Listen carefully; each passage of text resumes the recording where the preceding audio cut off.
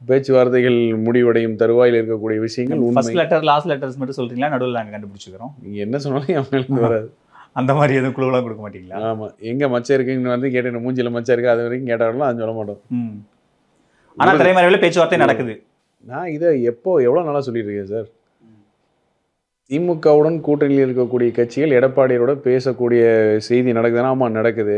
முந்தி 2 வாரம் 3 வாரம் ஒரு தடவை பேசுவாங்க. இப்போ வாரம் பேசக்கூடிய அளவுக்கு ஃப்ரீக்வன்சி வந்திருக்குன்னு அதிகாரப்பூர்வமாக சொல்லி பாஜக விட்டு வந்துட்டீங்கன்னா வெளிப்படையாக இந்த கேள்வி வந்து நீங்க என்னை கேட்கல. என்ன கோவை சுத்தின்னு சும்மா கல்லெடுத்து அடிக்கிறீங்களா? சார், பாஜகவை விட்டு நீங்க வந்துட்டீங்கன்னா இயல்பாகவே அந்த கூட்டணி வருவாங்கல்ல, ஏன் வரமாட்டீங்க? இந்த ப்ரீ கண்டிஷன் நீங்க வந்து கௌதமன் இந்தியா கிளிட் சார்பாக சொல்றீங்களா இல்ல மற்ற கூட்டணி அவங்களோட அரசியல் நிலைப்பாடை வச்சு சொல்றேன். அப்போ வந்து உங்களோட அரசியல் புரிதல் மிகப்பெரிய தவறு தான் நான் சொல்லுவேன்.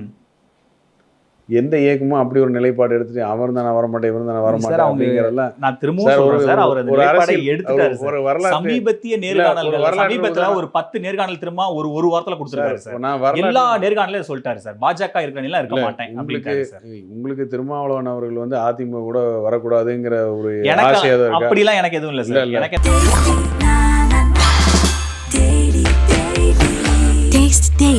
Taste the Daily.